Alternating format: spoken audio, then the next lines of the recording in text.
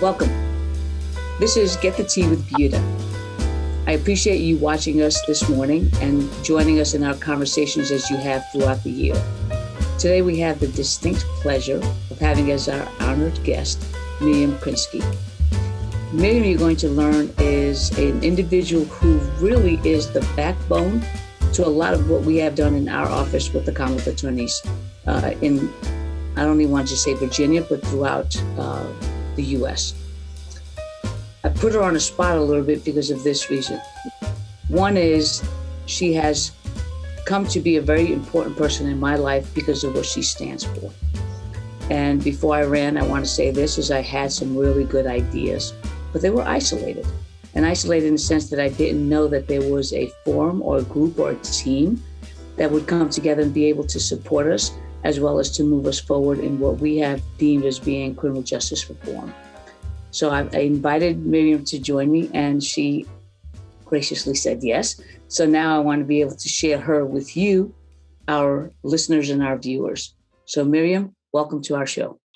Thanks so much, Buta. It's always a pleasure to be with you and to have an opportunity to have a conversation with you and to connect with your viewers and folks in your community.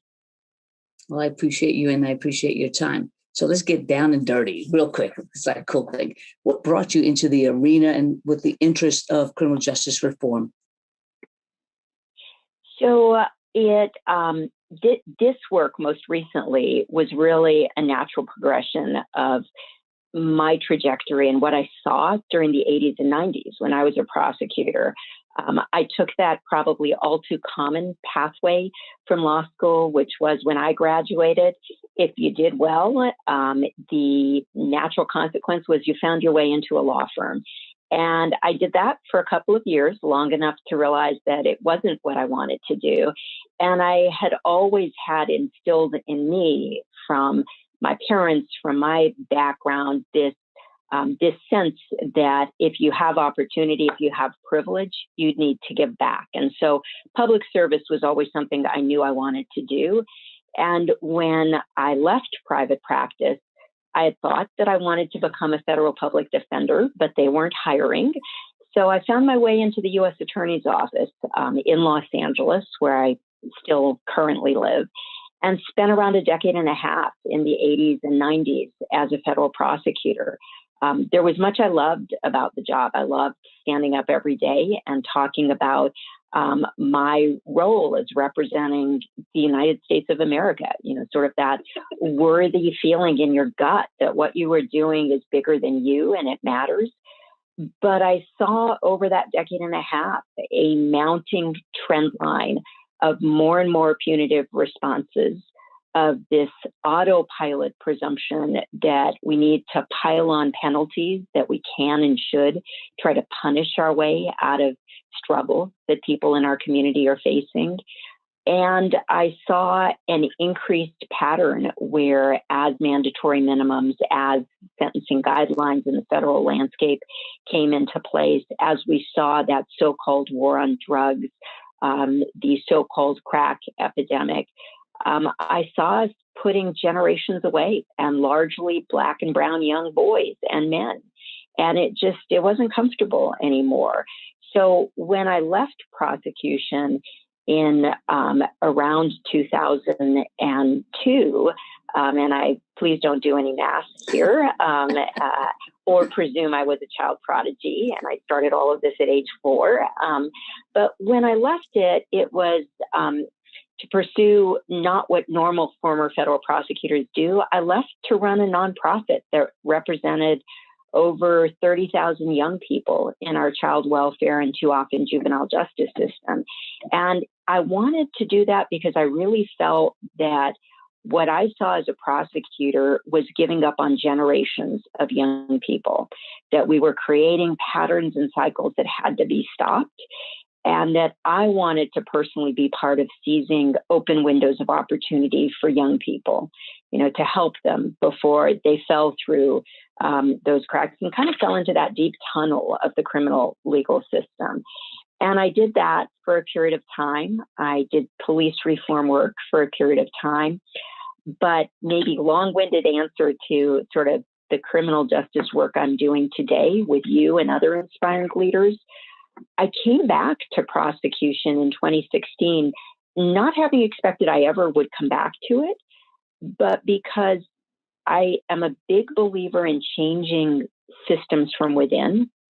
I'm a big believer that with the right leaders in place, there is a lot we can do to fix and pivot away from mass incarceration and past punitive approaches.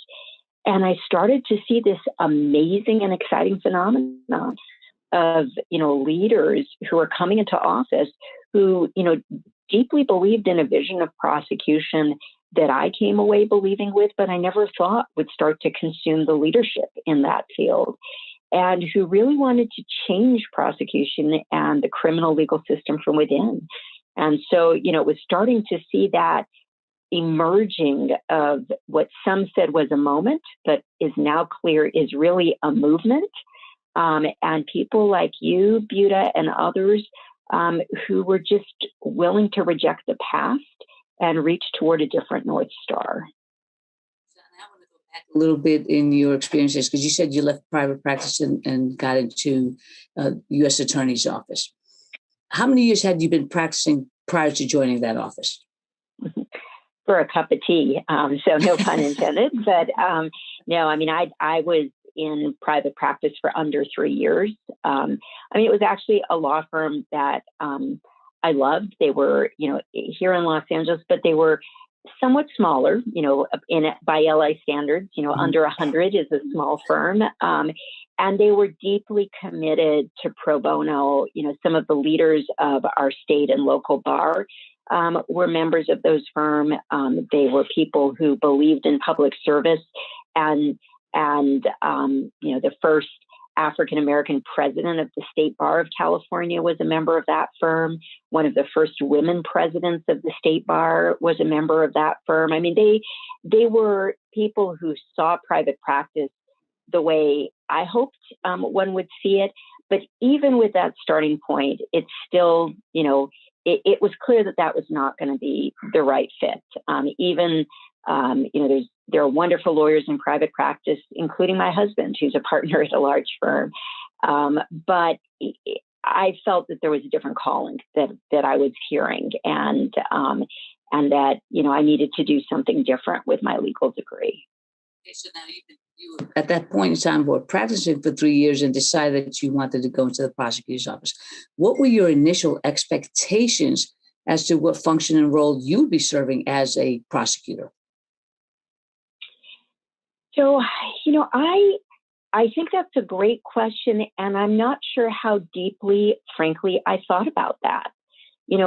For me, it was about being part of serving the community, and it was, it was maybe sort of if the public defenders aren't hiring, and friends of mine, who were public defenders, essentially said to me, you can actually do a lot more good as a prosecutor.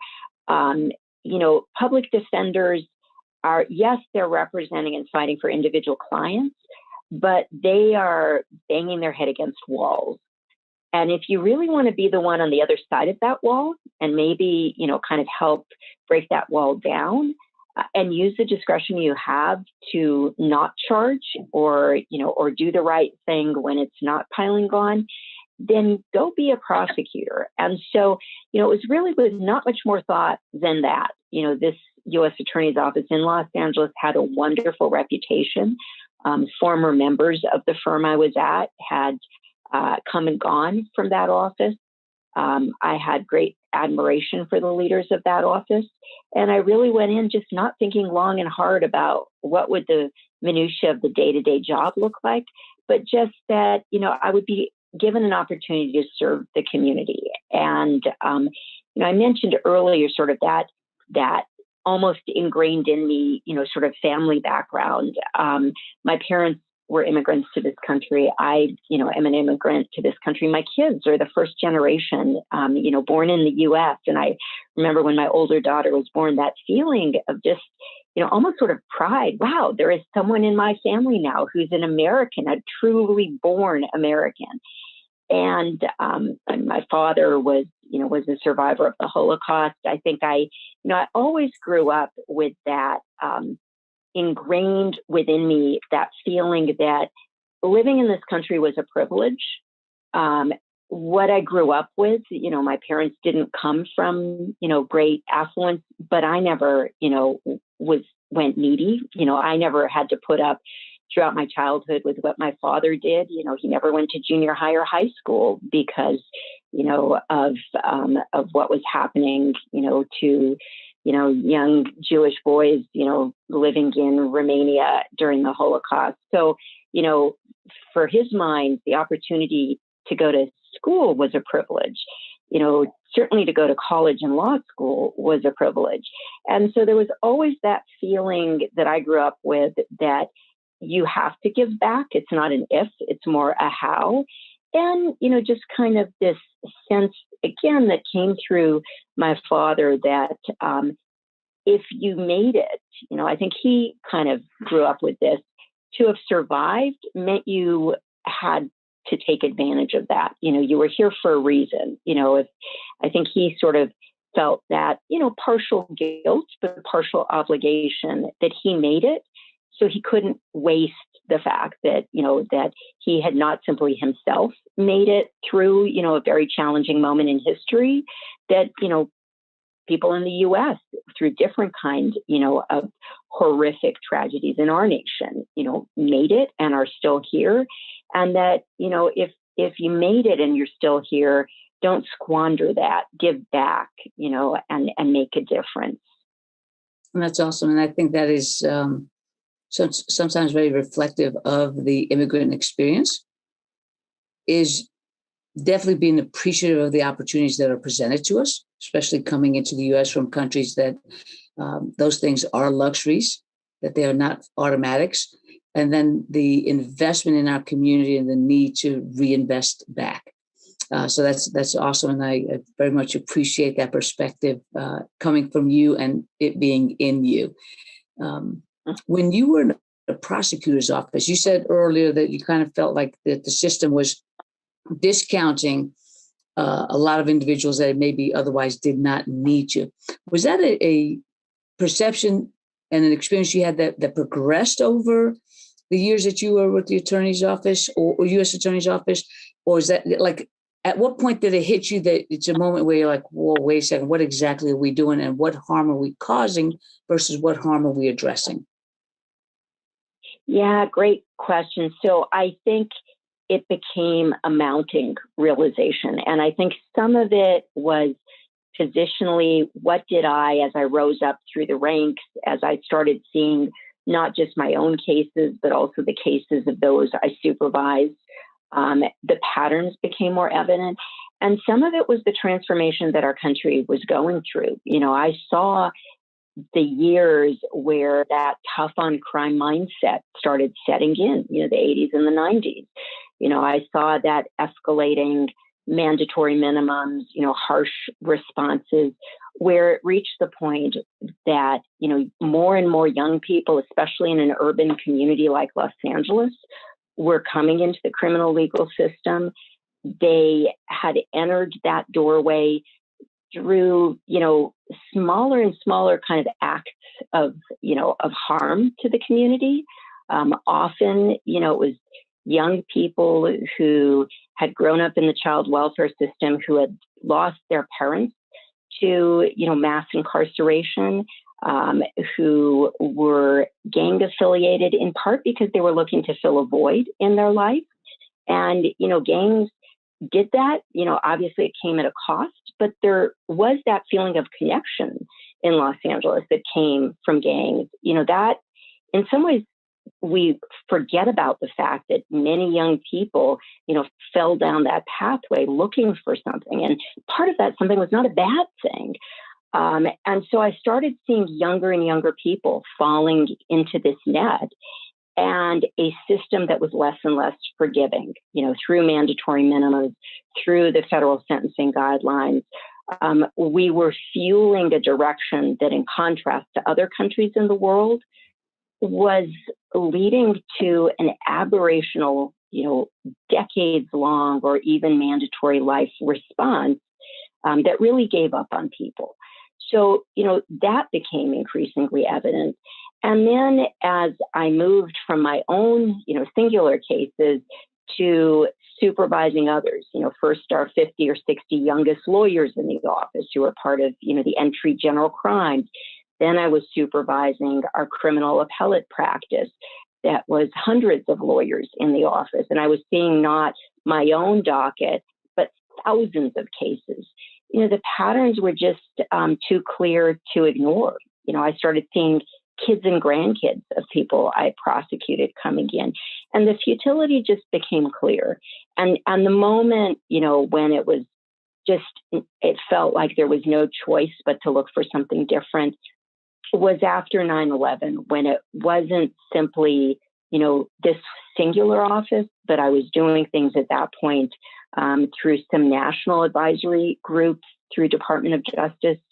And after 9/11, when the government response was about defending, Guantanamo and, practices that really I felt ran afoul of some of the human rights issues that mattered so greatly to me from my family history. We were doing things in this country that just, they were irreconcilable with my view of what this country needed to be. It wasn't possible to keep doing that job anymore. Do you find others within that office that you saw also undergoing that same type of transformation?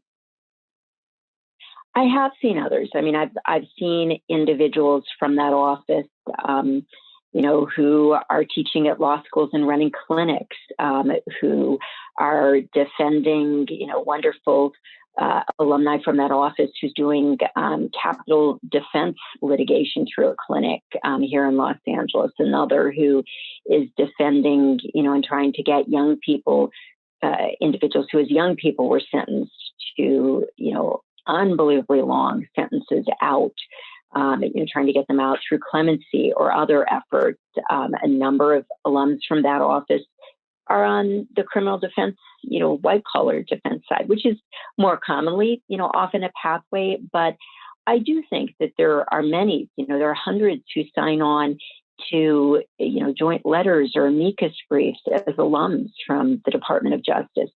And, I think we also see individuals who were former prosecutors who have come back and run for office, colleagues of yours, Buta, Andrew Warren in Tampa, who was with the Department of Justice, others who previously, Kim Fox, was a prosecutor, left it for a time, came back to run for office.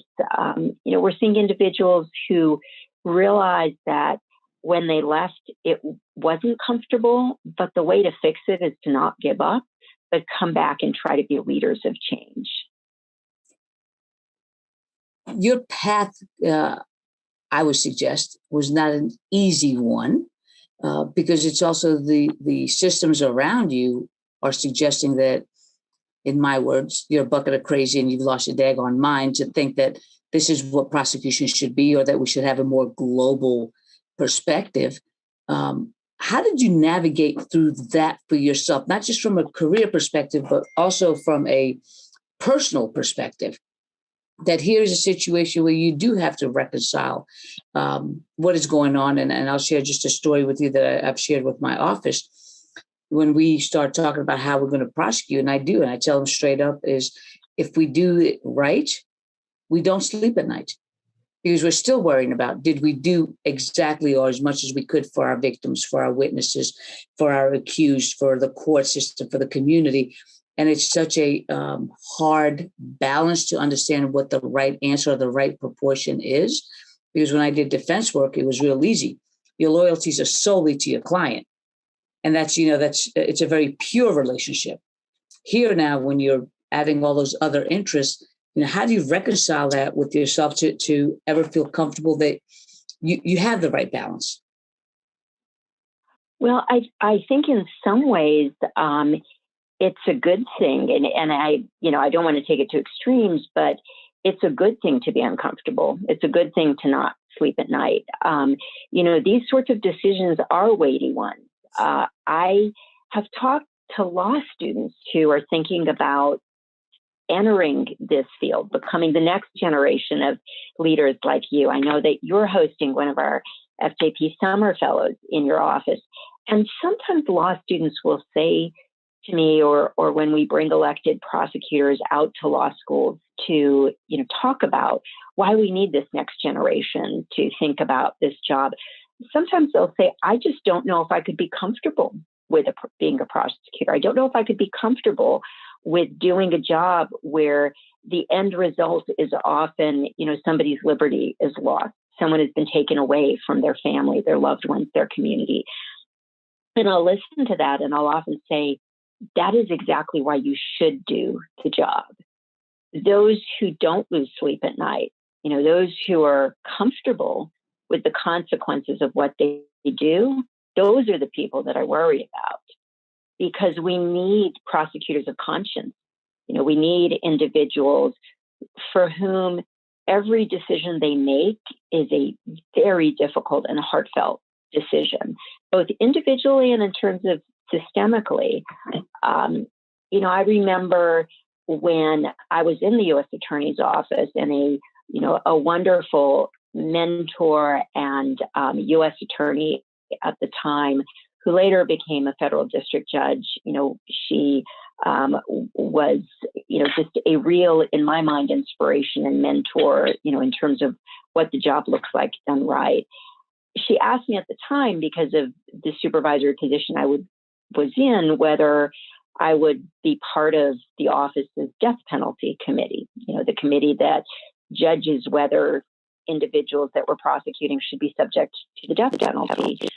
And I said to her, I don't believe in the death penalty. This is personal for me. I mean, even look at, nations like Germany that did away with the death penalty, realizing, the horrific history of that nation and why they needed to move away from it. And I would find it very, very difficult to sit in judgment, life and death judgment. And she listened and she said, I understand that. That's why you need to be on that committee. And it was still something that kept me awake for a number of days. And ultimately I acquiesced, but it was a very different and uncomfortable place to be. So I think the discomfort, the angst about the consequences of, these positions, the decisions prosecutors make, that's a good thing. And I think in terms of that broader, how do we deal with the pushback? How do we deal with the fact that, we are still rolling that boulder up the hill?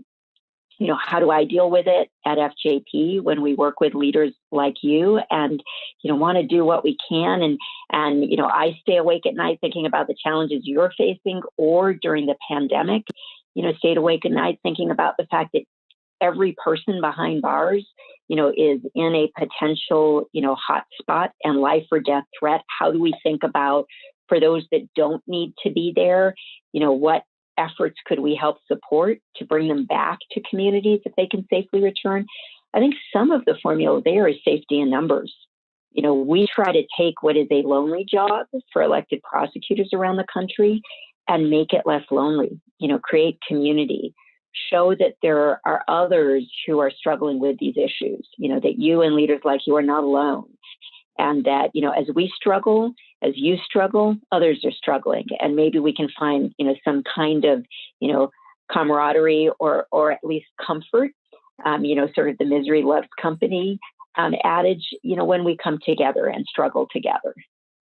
And I appreciate that. And I will take the opportunity to be able to talk a little bit more and delve into FJP as to what that is and how we got there, or how you got there. But really to highlight the fact that that is what you have created, I know for me and many of my colleagues, and that is it created a community for us to be able to draw the strength from, to learn from one another. And that's also what you said, is to commiserate, because there are sometimes with the pushback and things that people are not yet able to see the benefit of what we're doing, is to be able to come back and say, okay, let's take a deep breath. And yes, we are on the right path. And how do we navigate that better, even if it's on a communications level? How do we communicate to our community? What are we doing and why it does work? I shared in some of the concerns that you had for my community with COVID. And we were fortunate in our community because the jail actually participated in those same concerns and looking for the solutions. And during COVID, let me go back a little bit further. In January of 2020, it wasn't off base to have between 425 and 450 people in our local jail on a regular basis. By March, we had reduced that maybe by about 50 individuals. Because of COVID, within maybe about 3 months, we were down to about 250 individuals in our jail. And that was great for us to be able to represent to our community that we are worried about the incarcerated. We're worried about the individuals that work in the jail or serve the jail. Because COVID, it was a death trap. If we had a huge outbreak in those facilities, that was what was going to happen because that was a closed community. And the jail did a wonderful job in being able to work with who we could identify as individuals who were safe to be released, and then working with our courts to make sure that we're not putting individuals into the jails that could safely be kept out. And then at the end of the day, what it did is it highlighted the fact that maybe we're also over incarcerating individuals unnecessarily. So I hate to say this, but I think a blessing from COVID was that it allowed us to revisit how we're using our jail system and for what purposes. So that was great to be able to have those conversations with the other members of Fair and Just Prosecution, the electeds who you invited to come and have those conversations, and the relationships through your organizations that we were able to build. So that community that you set up for us was, I would suggest, priceless. And it was and continues to be a huge resource for me. So I appreciate you, and I appreciate Fair Just Prosecution. Now, for our audience, what the heck is Fair and Just Prosecution? Because they're thinking you guys are talking code, and introduce them to what exactly FJP is and how did it come about? Yeah, no, thank you. And I realize I probably shouldn't have just jumped into the code without, unscrambling the alphabet soup of the FJP. So Fair and Just Prosecution came about in early 2017. And it was based on our looking around the country at the end of 2016 and seeing these incredible leaders who had come into office, had run for DA or, district attorney or the namesake equivalent, Commonwealth attorney, state's attorney. The name differs from state to state, but basically elected prosecutors who had run for office in that and were elected in that November 2016 election. And they were different. They were running for office on a set of principles that was very different from what past elected prosecutors had embraced. They were very much embracing the view that we needed to move away from what had been past, sort of tough on crime approaches. A number of them broke a glass ceiling through their election, so they didn't simply think differently. They also were a different demographic. The first group we brought together in early 2017, the majority of them were elected DAs of color. The majority of them were women. So, this was not the norm. We knew at that moment in time, only 1% of elected prosecutors in the nation were women of color. But yet we had this first group of 14 people around the table. And as one of them said to me at the end of the first day, I never thought I could come into a room of elected prosecutors that thinks the way this group thinks and looks the way this group looks. So we realized that there was something different happening in the landscape, that a number of these leaders had never been prosecutors before seeking that office. They very much embraced the view that change can happen and should happen, and that elected prosecutors can be the linchpin of that change. And that, as we said earlier, that safety in numbers, learning from each other, having a community, that would matter. That, as you mentioned, Buta, whatever the challenge might be, but if it was during a pandemic, how do we reduce, that jail population by those 50 people who aren't just numbers, those are human beings. Those are 50 lives that you potentially impacted, many of whom could well, because so many people in our prisons and jails are elderly or have health challenges. Many of them could well have been facing a life-threatening disease as our nation's largest hotspots became our prisons and jails. So this was a group of leaders who were willing to struggle with those issues together. And what FJP tries to do is to set that table, to create community, to expose elected leaders to the best experts in the nation and the world. We have taken elected leaders to learn from experts in other countries that are doing things differently, to Portugal to see different thinking around drug policy, to Canada to see different thinking around harm reduction and overdose prevention sites, to Germany to see a very different model of how we treat juveniles and young adults in the justice system, how we think about conditions of confinement. So we're just simply trying to provide the best thinking, the best learning, the best opportunity for those leaders who are part of this growing new generation that is rejecting where we've been, trying to help them in whatever way we can do that job and make the lift a little lighter than it otherwise might be.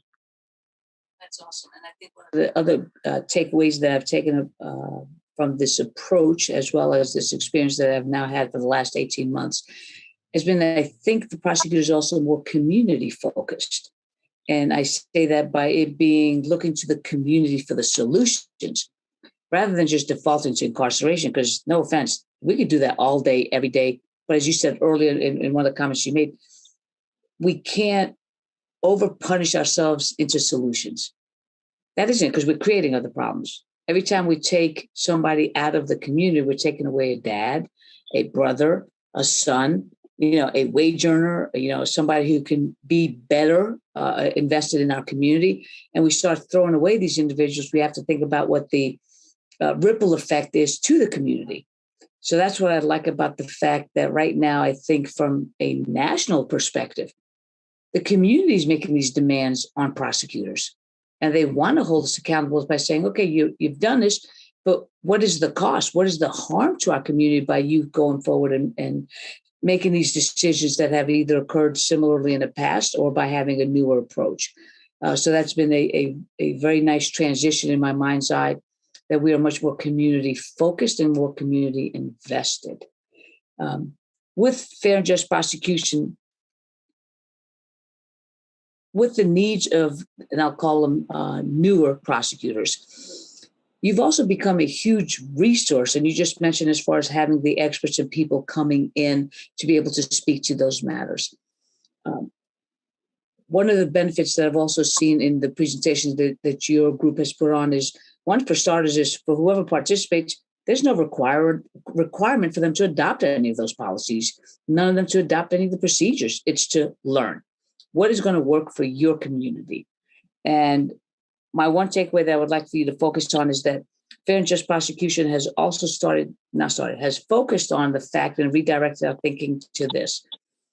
It's not about the person in the position, because that definitely is important, but it's a matter of impacting the community by changing policy. And Fair Just Prosecution has also been invested in communities and our criminal justice reform by taking that broader look and saying, okay, how do we change policy? So can you give us some direction as to why was that one of the important focal points for your organization? And how has that now, since, for the last 4 years, how has that played itself out? Yeah, no, thank you for that. And that's a great question. And I do also want to underscore and just tell you how much it resonates, with me, with Fair and Just Prosecution, that way you think about community. We elected prosecutors need to realize that they represent, they need to hold close that notion that it is about everyone in their community. It is about realizing that, survivors of crime are not sui generis often, or not, of a single, drumbeat, that, that often the voices that get amplified are not the most vulnerable voices in our community. For many years, there has been a voice of survivors that has not always been, the many survivors who are in poor Black and brown communities who don't grab the megaphone and who, could be on either side of the gun or the bullet. That, individuals who have been hurt often hurt others. And that is a tragedy. All of what the criminal legal system, has played out is tragic, and that we need to better understand, how do people get caught in the web of the criminal legal system?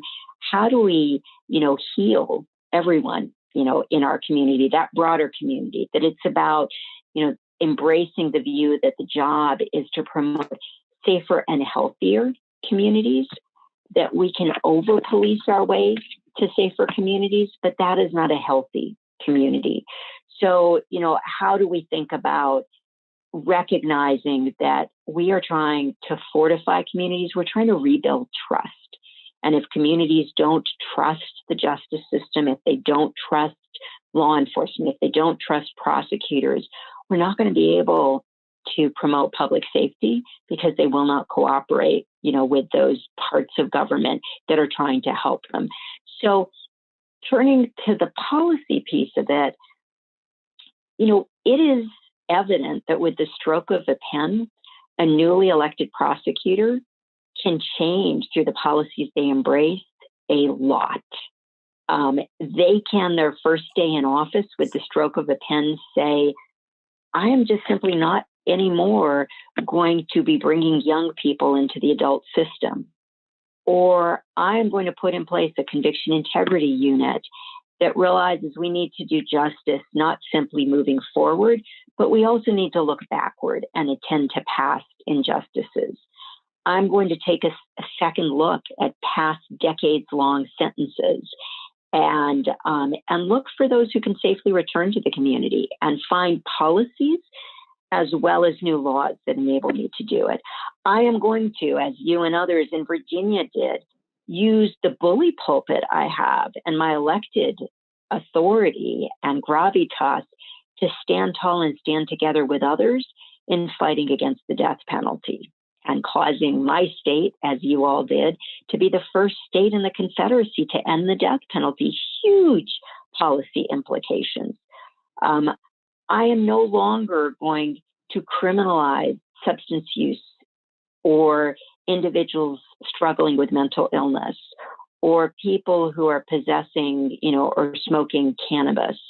I'm going to decide that resources are limited and this is not a good use of resources, and it has racially disproportionate impact on communities by virtue of these choices I'm making. Those are all policy decisions. And each and every one of those policy decisions that a new elected prosecutor embraces and adopts can have huge impact on their community. Just as, and I alluded to it, in talking about those litany of policy decisions, just as elected prosecutors, when they bring their voices together, can have a huge impact on statewide or national issues.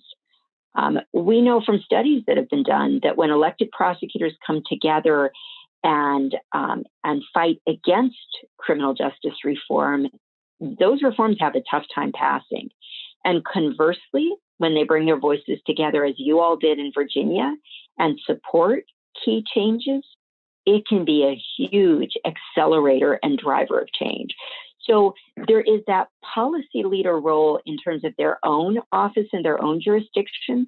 And there is that policy leader role that recognizes the elected office that they hold and the bully pulpit that they have and the loud megaphone that they have to bring about and fuel change.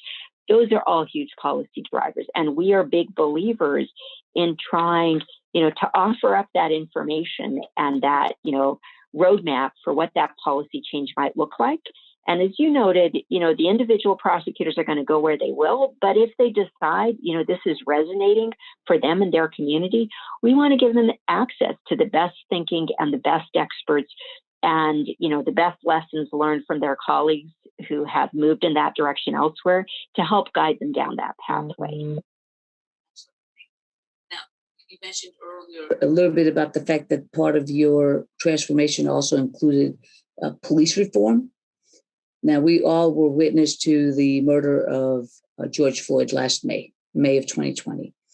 And I think for me, and I also think it's a component of the COVID experience, that the blessing of having witnessed that was that we all witnessed it in real time, because our lives had slowed down and we weren't running around and taking the kids to soccer and coming back from work on a train and all these things where somebody, 3 or 4 days later is like, oh, what's going on? But we all saw it in real time. And I think the strength of how that impacted us came from our kids, because they were watching TV with us. And for them to look up to a parent and say, what's going on? How is this going on like that? Why would that person do that? I think as a generation held us accountable, because it's one thing as adults, we can maybe justify something or explain it away.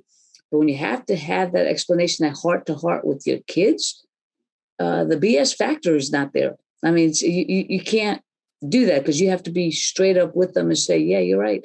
That is wrong under all circumstances. And I don't know why it's happening, but we do need to do something. So that, I think, was one of the last incidents that occurred for us to be able to have a significant conversation on police reform. But the communities have been screaming for police reform for a longer period of time. So it hasn't been since 2020. But I think 2020 put it on the forefront. What progression of efforts has Fair and Just Prosecution made in an effort to have that conversation heard in many a community? Yeah, no, I think you're absolutely right that 2020 was a pivotal year in terms of advancing the conversation, both about the dire need for a reset in policing, as well as putting a bright light on what we have seen in this country for decades upon decades upon decades in terms of systemic racism. And they are interrelated. When you have that toxic mix of the two, it does so sadly lead to that conversation that far too many, Black mothers and fathers have had to have with their children about, what it means to drive while Black, what it means, to be a young Black male who simply wants to walk through the neighborhood, with a hoodie on. And that visual last year of a televised 9-minute plus slow murder playing out on camera, before our eyes, hopefully no one who saw that, watched it, which are many in our country, hopefully it will be an image that will not be forgotten as we struggle with how we can do better in this country on those issues. And so Fair and Just Prosecution has very much tried to take a long, hard look at what does the future need to look like for policing. And I spent a period of years myself before FJP working on police reform as well. And I think that we, for the first time, really have an opportunity not to just reform around the edges, not to just, as a wonderful colleague said on a call that I was on with her earlier this week, Jami Hodge at Vera, she said, we've got to stop just trimming the branches on these trees of systemic racism. I really think, it is not about, thinking just outside the box. We need to blow up the boxes. And so I really think it's about how do we rethink the fact that while I believe there is still a role and a need for policing in our communities, we also for too long have asked police to do too much. This is not the response, that is appropriate or needed for individuals who are out on the street, suffering from a mental health crisis. If they are not there, posing a danger to the community. We should not be escalating those situations. We should rethink where and when a police response is needed. And we should look for alternatives to policing that don't simply try to make police better at crisis response, but realizing that best is getting trained therapeutic responses out rather than trying to train, individuals who didn't enter into policing, to be therapeutic responders or mental health specialists or substance use experts. How do we put the right people into the right responses? And then when we're left with right-sizing policing, how do we truly rethink the way they do that job and what accountability looks like? And how we avoid, letting problems escalate and get brushed under the rug so that someone who has multiple incidents of complaints and misconduct actually needs to take a life before we pay attention to whether they should be out on the street with a gun and a badge.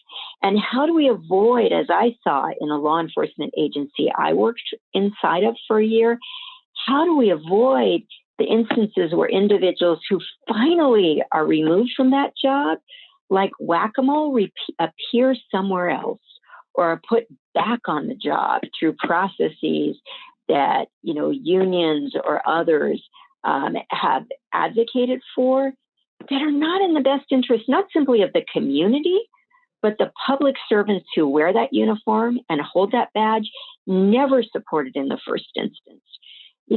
I think that there is a lot here that we have tolerated for too long. And I really hope that we can take this wake-up call, this plea of the millions who took to our streets begging for a different starting point. I hope we cannot squander that moment. And we can really think long and hard about the damage the status quo has been doing and how we not be forced to a situation where we have to justify reform, which, we should. I mean, reform should have to show its proof of worth. But let's also focus on the damage and the cost of the status quo. We have not put that on the other side of the scale. Nobody has been asking, how well are prisons and jails doing in keeping communities safe? How well are we doing in advancing the health and safety of our community when people who have been behind bars for decades inevitably return to our community at greater risk to our community? Let's start proving the worth and value of where we've been for decades and, then start asking those tough questions. A bit of the conversation that you just kind of put forth for us. One, I will say this about Loudoun County. We are very fortunate here. And we are not only what they tagged us a couple of years ago as the happiest county, we are also one of the most affluent. But at the end of the day, $1 is $1. It's limited. And it's just like my paycheck. If I take my paycheck and I decide to blow it, I don't have money to pay the rent. I don't have money to pay the car note.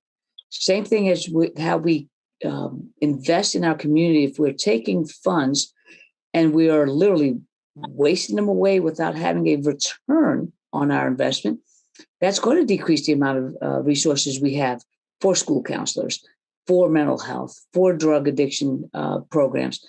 We just can't do it. So if we're not solving the problem, we really are aggravating the problem. When we talk about law enforcement, and I don't know anyone that wears a uniform or has a badge, looks at what happened with former Officer Chauvin and says, yeah, I think that was good policing, or I think that made us look better, or I think that's the right standard. I don't know of anyone who has ever come out of their mouth from even being a law enforcement officer said, I endorse that. So I think the takeaway from these experiences also has to be, it's not an us against them. We're all in this together. The greater trust the community has for the badge and for the uniform, they are also safer. Right. And that's the part that I sometimes think gets lost in the conversation. People are so extreme on one side or the other. It's either you're for the police or you're against the police. No, we're all for police. We're all for safety in our community.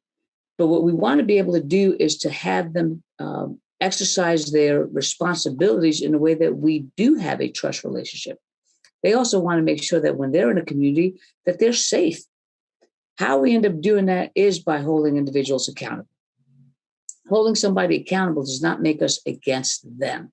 It just says that that is a standard that our community is going to uphold so that we know that at the end of the day, we all get to go home safely. And that's the commitment we want to make. You're exactly right on the point that we've asked law enforcement to do everything. I don't know what people don't call 911 for. You know, without being a smart aleck about it, we usually allude this to firemen for. It's like, the cat in a tree, we call law enforcement. If there's somebody who's selling lemonade, we call law enforcement. We have an argument, we call law enforcement. I can't get the keys in my car out because I locked them in. We do that. We expect them to be the magicians to cure and solve everything. That is not the function of law enforcement. So we have to go back to our community and say, we need the community to step up. We need to have other solutions. And I think that is the reimagining of law enforcement. That is the reimagining of police reform. That it is, the bottom line is not us against them or anything along those lines. It's a matter of saying, let's reset the table and figure out what our responsibilities should be. And that is the conversation that I would love for our communities to be able to have at the table and say, let's talk about what does that look like.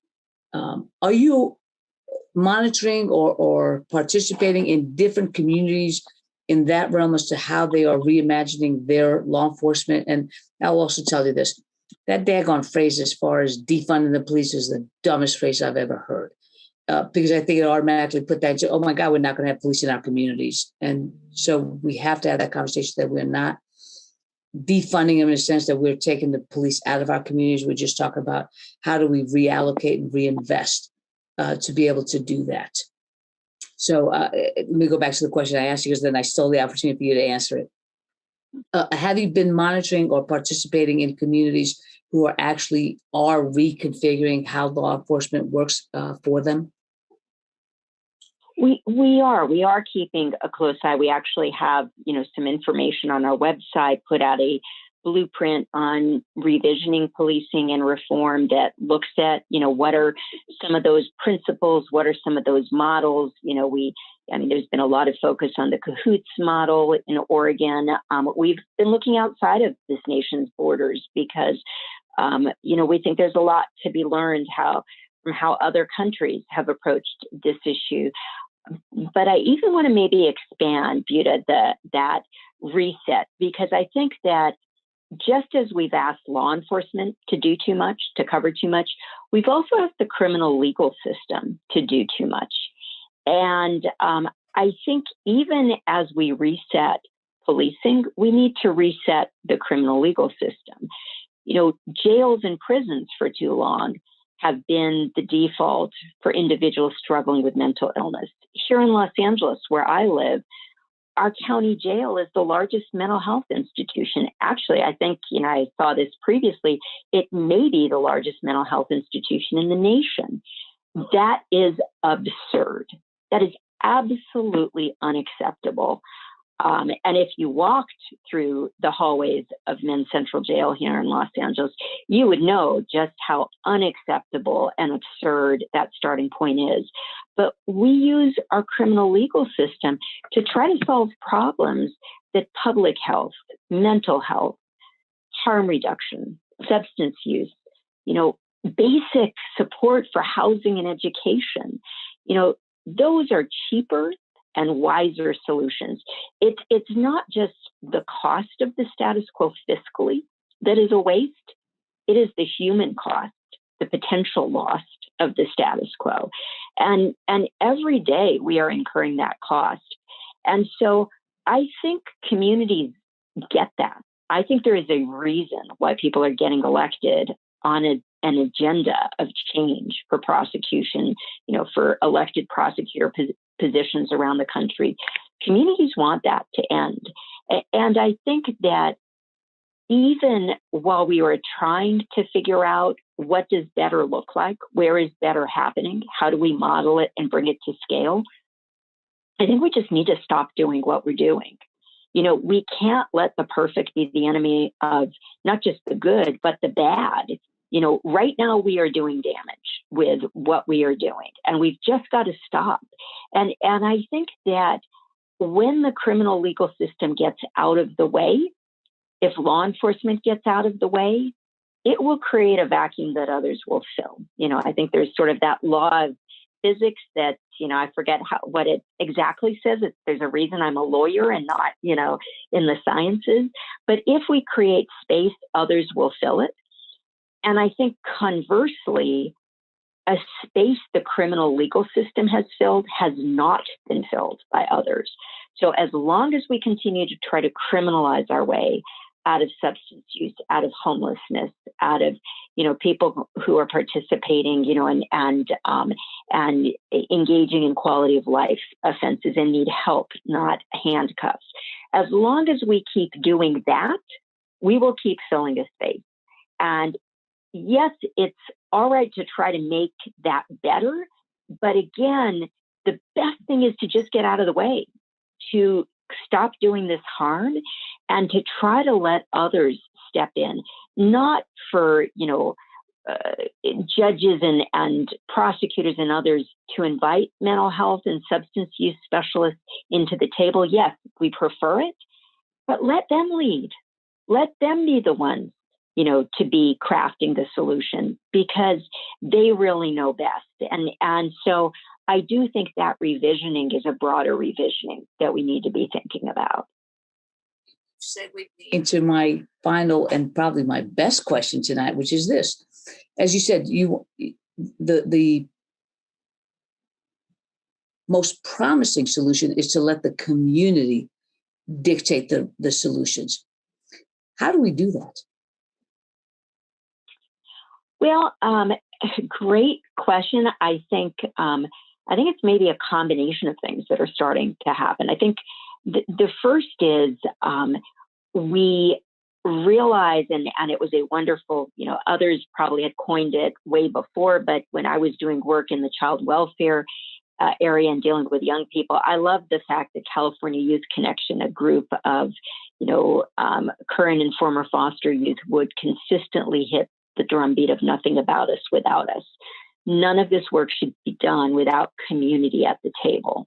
So if we are talking about, change, and we look around the room and those who have been system involved and those who are leaders in our community are not at that table, something is wrong with that table.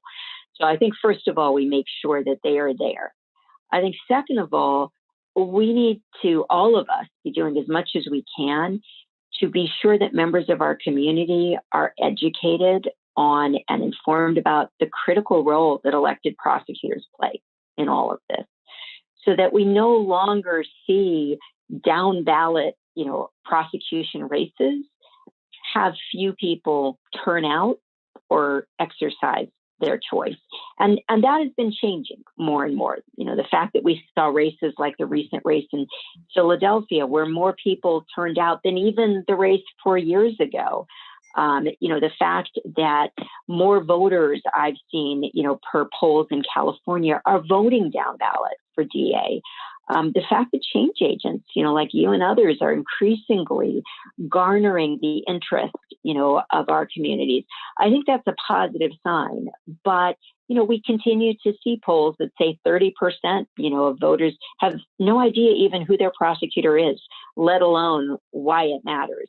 So we need to continue to put a spotlight on, to lift it up. I think we need to continually make sure that that these conversations align with those voices, on our streets. That we not try to just sort of live in that 10-minute or 10-day attention span, that is often talked about as the norm in this country.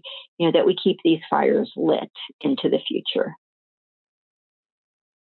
So pleased to have you having this conversation with us.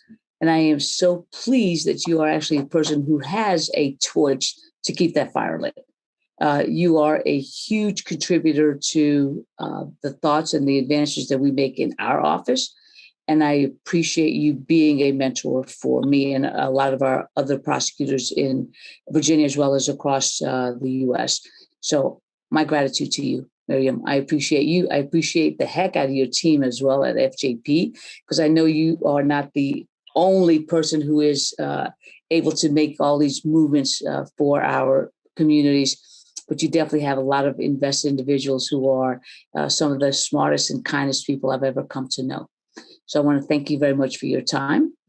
For our viewers, thank you for joining us today. We do appreciate you and your time, and we appreciate the fact that you join us in these conversations.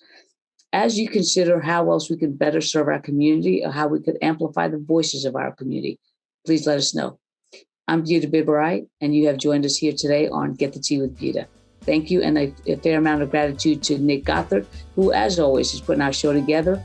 It's once in a while he'll show his face, but at the end of the day, he has got the wisdom and the talent to make sure that we are always moving forward. So thank you, and have a good rest of your week.